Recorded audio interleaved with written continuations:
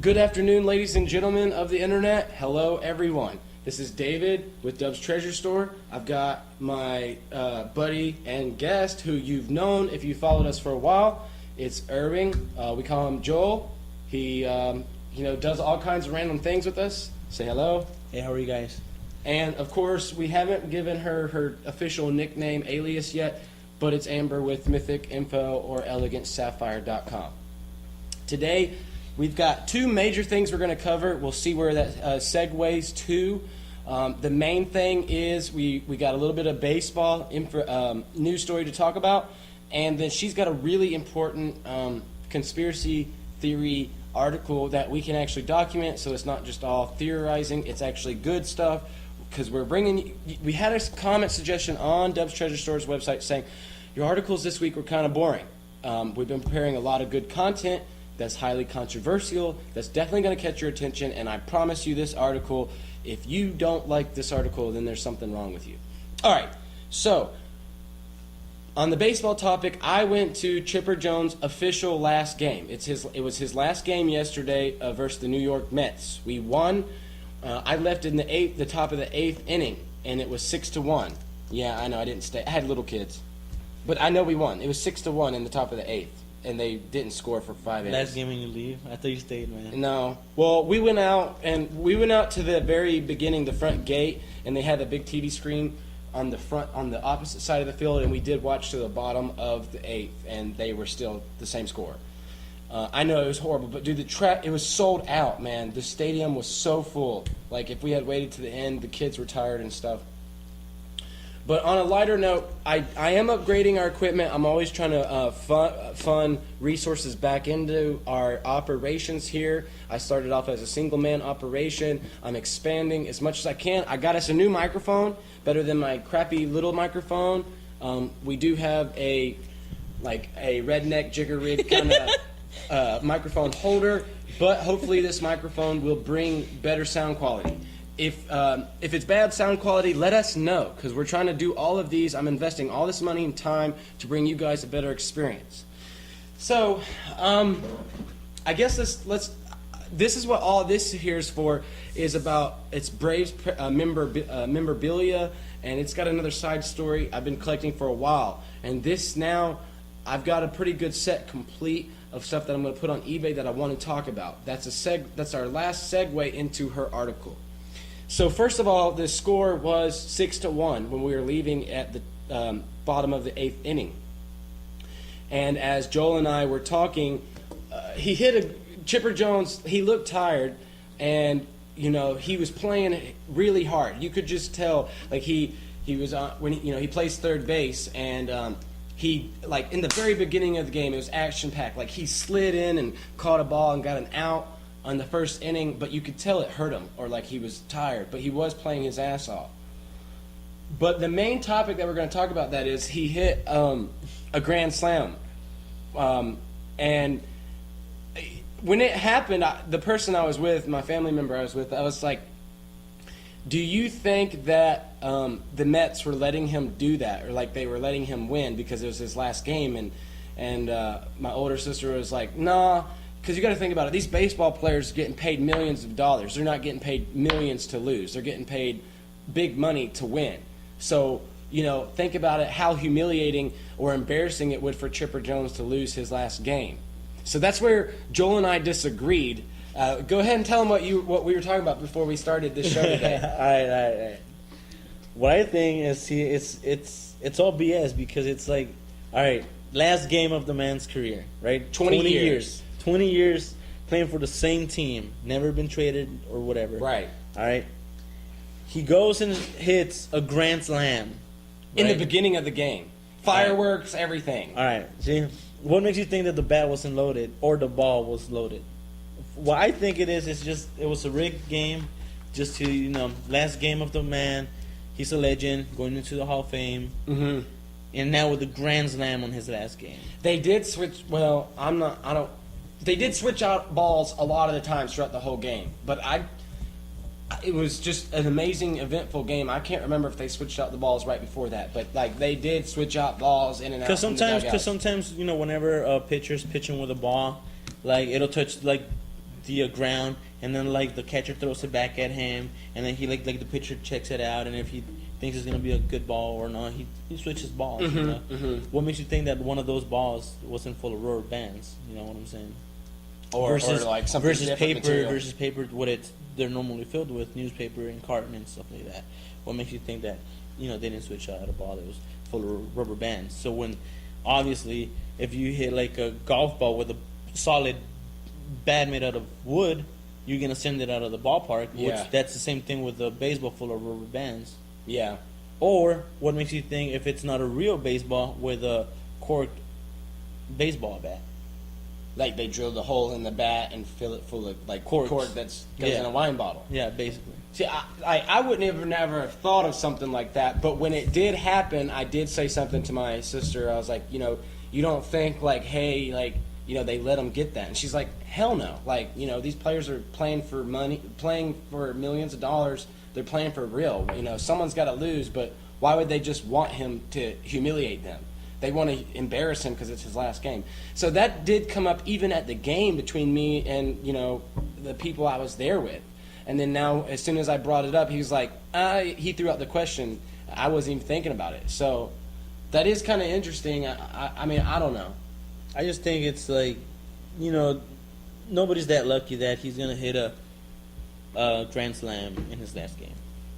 Yeah. What makes you think that he couldn't hit that the night before? Why didn't it happen the night before?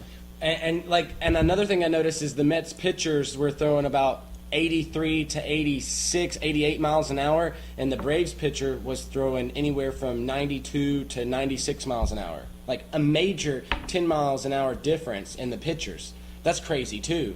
That's like 10 miles per hour more visibility that you have of the ball. For him to hit the amazing shot.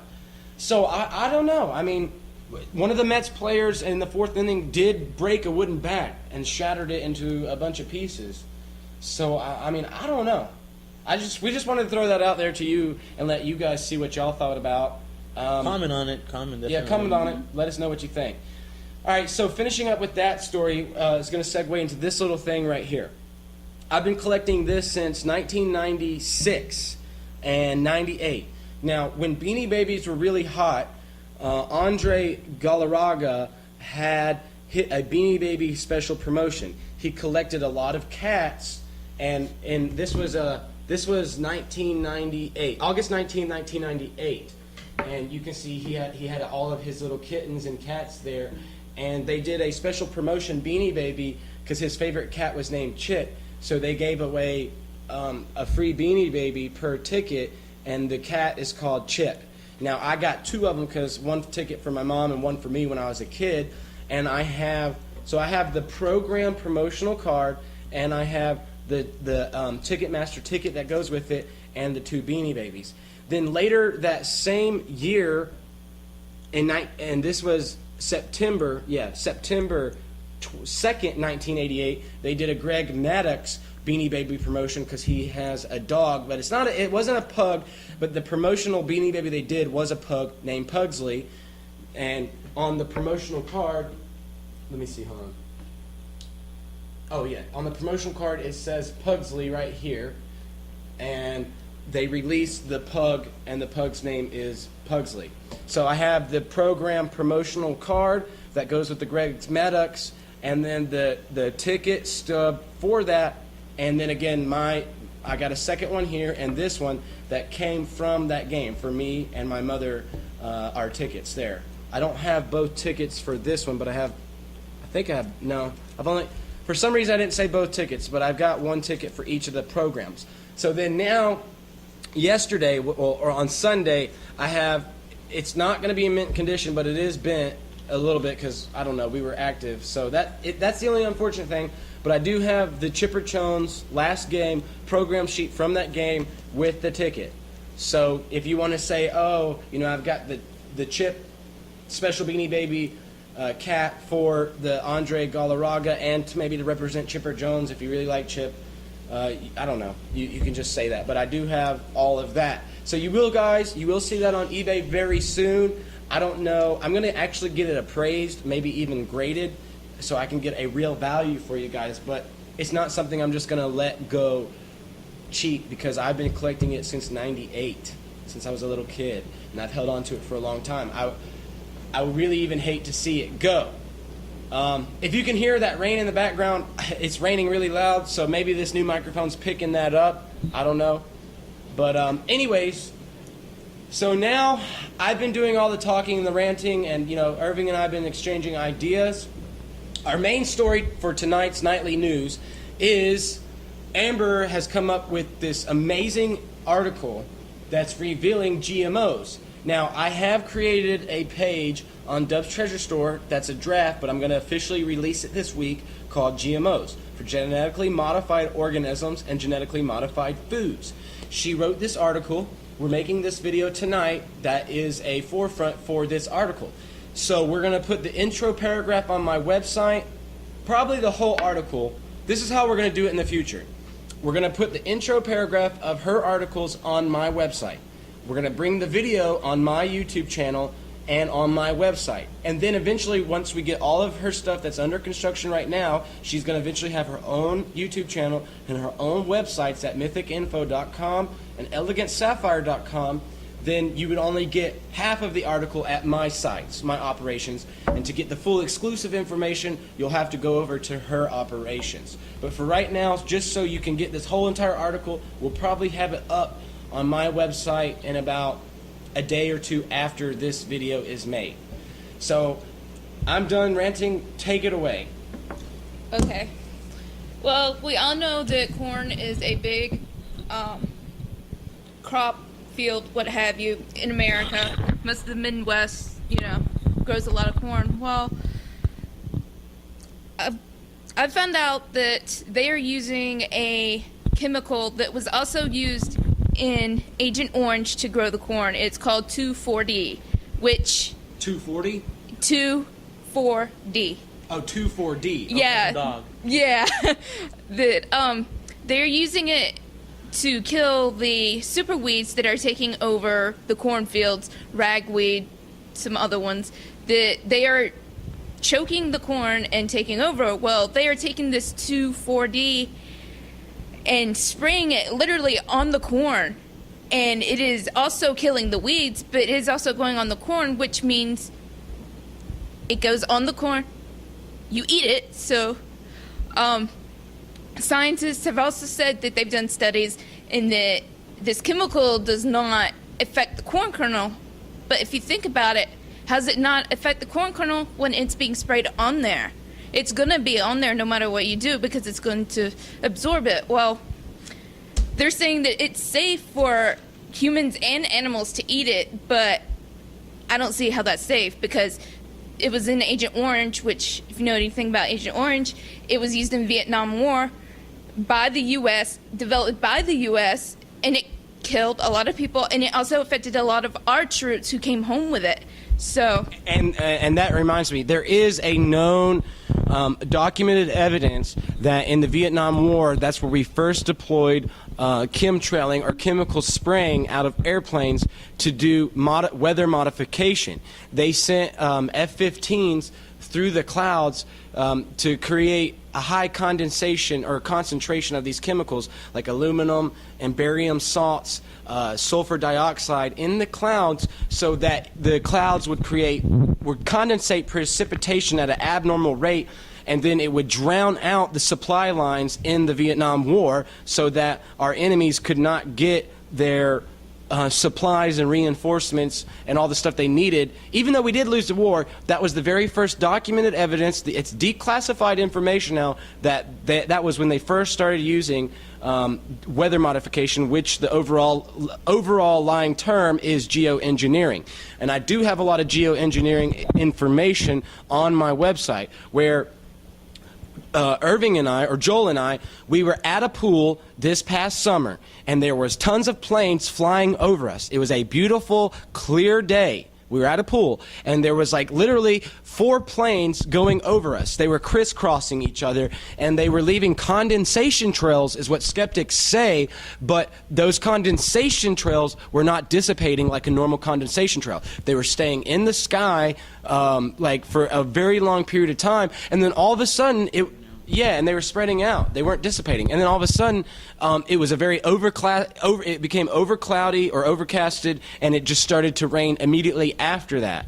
Yeah, like out of nowhere. And it was sunny as hell. Sunny as hell. Yeah, and another thing that is known about these is that's one thing geoengineering is made to do is it's to modify the weather so they can bring rain into areas where they don't want other parts of rain to get, or they can bring rain into areas where it's really needed. Now that's getting off the subject. That's getting too much into geoengineering, and see, we get on these rants. And once you get on the rabbit hole, you stare into that abyss, and you don't want to be consumed by it.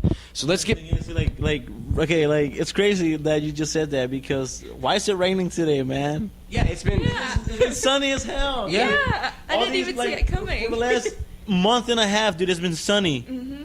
And then all of a sudden it's raining 2 days straight in a row, and it's supposed to rain 2 more days in a row after this. And it's like, where the hell did the sun go? Yeah. Why is it not here? It's crazy. It is, and so but It was stormy and it just stopped all of a sudden. yeah. Yeah, but okay. Anyways, guys, our article is about GMOs, though, so let's stay on topic. Genetically modified foods and organisms. One other thing I'm going to throw in there is when it comes to the GMOs, Monsanto is the main big agriculture corporation that is known for these. That's why in California there's all these propositions to actually have GMOs labeled on foods. That's like when you go to Starbucks and you see all their little nuts and their cookies and stuff, there's a little black band on the food that says no GMOs, guaranteed. So GMOs are a big deal, and people need to know about it.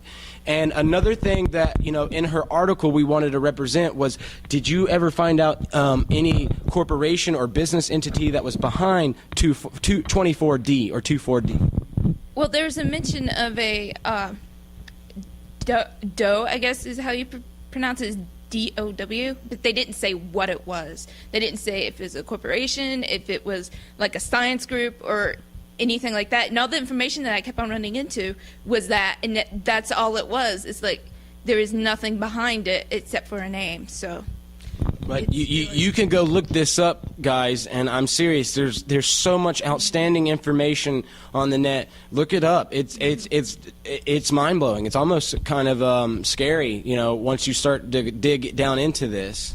And a lot of people aren't aware that GMO or GMFs have been around since the early 90s. That's when this stuff really started to happen, and over the past few years, that's when it started coming out. And also, a more important note, the United States Department of Agriculture and the Environmental Protection Agency has passed this. So, As of when? When did they pass this? I think it was last year. All right. And it's just going to keep on going, and they're going to keep on using these other chemicals and other things that we don't need to do this to our food. And these corporations and things are supposed to protect us and help us. I mean, how's it environmental friendly if you're taking a chemical and spraying it in the air and saying that it's fine for you to eat it when you've seen what it can do? And the scientists are saying that it's not responsible for what happened with Agent Orange. Well, why are they calling it Agent Orange corn if it wasn't responsible for the side effects of Agent Orange? Yeah, and without revealing a lot of information for the next article and a broadcast that we're going to bring you later this week or next week, is that there is it's well known, it's declassified information, you can go look this up, that there is a chemical that is also sprayed on this, but now they've moved into where they are messing with the genetic DNA of the plants. You can look this up. If you can think of it, the New World Order is doing it. That's the main thing. And some more, where they are genetically modifying the DNA of plants, especially in corn, to where it naturally occurs, or it has its own pesticide naturally growing in it, so they don't even have to spray pesticides on the crops anymore, and it kills the insects, the bugs and the insects, but they say it's good for us in small amounts. So that's just interesting to think. And you've got to also think, especially this article is mainly all about corn, is that corn's in everything. It's in our cereal, high fructose corn syrup. It's in all the sugary items. If it's not in candy, yeah. And it's a main thing that you do feed to your kids to pacify them. And yet people, especially parents that aren't informed, are just thinking they're giving this to their kids to, get them to shut up, but they don't realize they're feeding them cancer. That's why America is the leader in cancer, and cancer rates are on the rise. Autism, diabetes, we are the leader in those things. And all of a sudden, it's like 1 in 88 children are born with autism. 1 in 133 are born with cancer. Or like are young children with cancer between the ages of 5 and 12 years old. And we're always trying to get to the race for the cure, but not race for the cause. We don't ever wonder about what's the cause of the cancer. We only wonder about the cure of the cancer. Is that not something How can you defeat it if you don't know where it comes from in the first place? And you want to know something? If you ask the organization, the Pink Ribbon organization, how about you guys change your informative campaign towards let's walk for the cause instead of walk for the cure. It's something that's going completely untouched. No one's talking about it. Nobody wants to talk about the cause. Everyone only wants to talk about the cure. I hate it. I hate the Susan G. Komen Fund. They say that they're doing stuff, but you don't ever hear or see anything about all the money that they are spending on research. Yeah. When you see a little 8-year-old girl that has no hair that's dying of, leukemia or something, it breaks your heart. And to know that, all of the good natural organic foods is talked down and played down, that there's no difference between organic food than genetically modified food, but that's not true at all. And we're going to start bringing you documented evidence to prove this. Since you guys think that we're just here talking out of our ass, we can guarantee you that this article will have solid information that you can look up, and that when you see this video along with the article, you better wake up, guys, because we're in this day and age where when you find this crazy stuff, it's not a right to speak out. It's your patriotic duty to do this, what our forefathers set up for us. Anything else, guys? No. From the peanut gallery. No, that's it, man. Well, we just thought that we'd throw that out there. I think that it was important. What? You're acting all pissed off. Oh, I am pissed because this is a natural reaction. You should be. It's not a laughing matter, really. No, it's not. It should make you piss. No. Just to make this straight, I wasn't laughing because of the subject. People might think that I was laughing about that. It's just like I was here drawing some stuff on my thing, and I drew something really, and I drew something really funny, and I wrote funny on it. So I showed it to her, and that's why she was laughing. But well, that's okay, because sometimes especially me, I get us on a very serious note, and I keep it so serious, and we do need to. This is exciting to learn this information, and you can have a good time about it. It doesn't always have to be so serious. Yeah, We can exactly. have fun with it, and at the same time learn together. Yes.